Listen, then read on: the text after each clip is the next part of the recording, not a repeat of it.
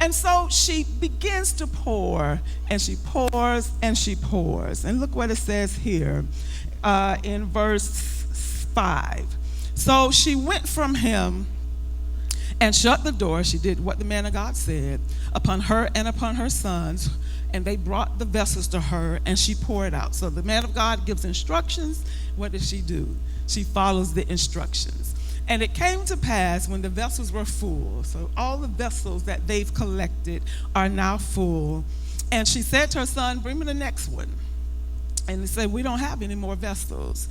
And he said unto her, there's not a vessel more. And look what it says, the oil stayed. What it does not say is that the oil ran out. The only reason that the pour stopped is because the availability of the vessel was no more.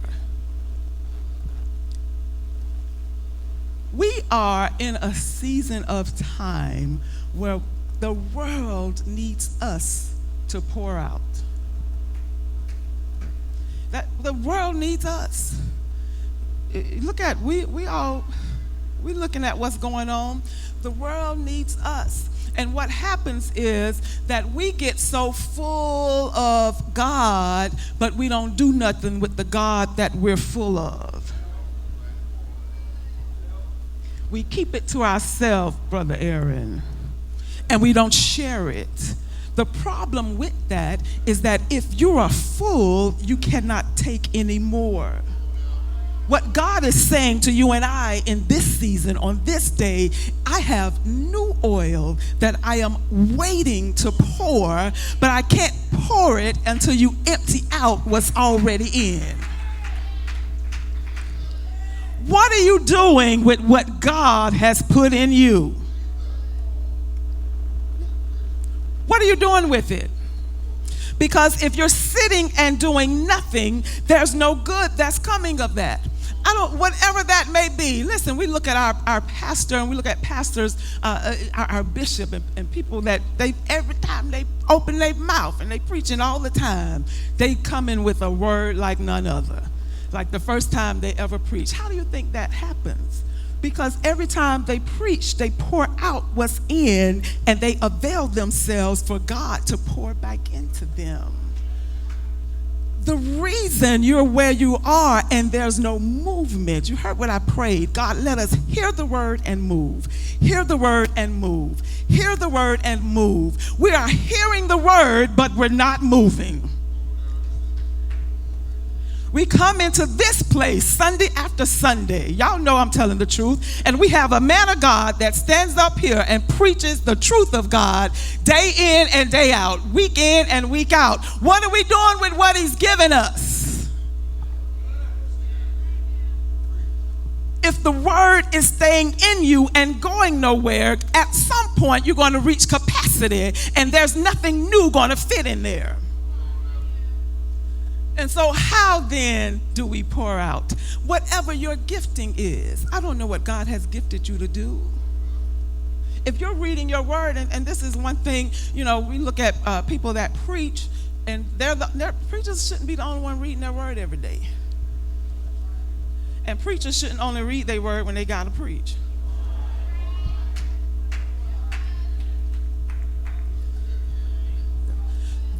There's not a preacher Bible where the only people that read it is preachers. All of us have a responsibility to read that book. And if we're reading the book on a day-to-day basis, God will begin to give you insight on the book. The question becomes, what are you doing with that insight? Where is it going?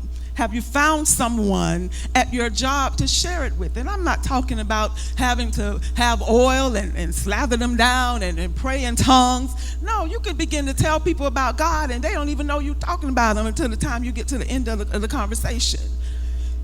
Right? What are we doing with that gift? You're gifted, to write. Where are the books? You're gifted to sing and write songs. Where are the songs?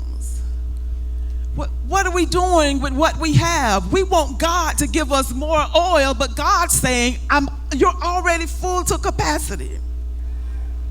Let me show you something by way of demonstration. I need a couple people. I ain't going to do y'all like Pastor, have y'all down on the floor and things, how you be doing. I just need 3 people. 3. Yeah, come on, young brethren. Come on. One more. Give me one more. Come on, Ahmad.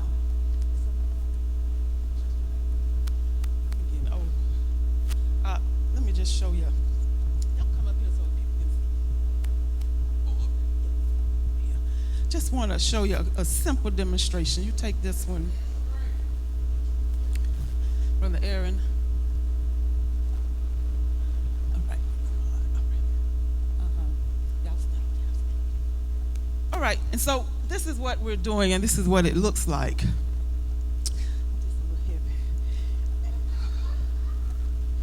We come into God and say, God, give me more.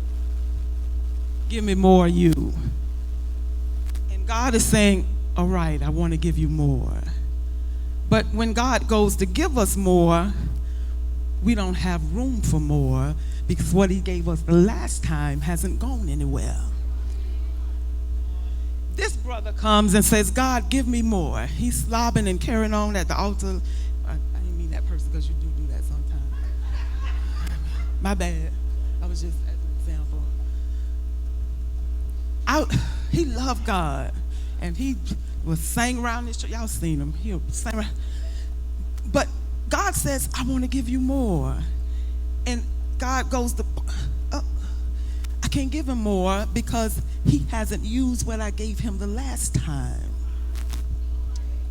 See, then this brother comes to God and says, God, give me more. God says, all right, son.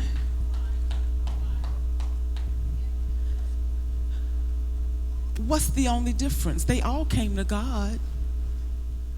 Yeah, they all said, God, give me more. God had more, but there was only one that had capacity to receive more. Why did he have the capacity? Because he had already emptied out what God had poured in him the last time. Listen. And don't you get jealous of the one that's getting the more. I don't mess with the people of God, but they'll look at this brother and say, he always. Right, because he keeps coming to God empty. Because as God pours, he pours it out. He empties it out. God says, if you empty, I'll pour. If you empty, this is what God's saying to us, I'll pour. But if you're going to hold on to what I'm giving you, why would I give you more? You don't have capacity for more. And here's the thing. Sometimes we have old oil, and we're trying to go into new places with old oil. God says you can't go there with that oil. Until you empty that out, I can't give you new. Because in that next season, it's going to take a new oil. And the only way you get the new oil is if the old oil has been poured out. Thank you.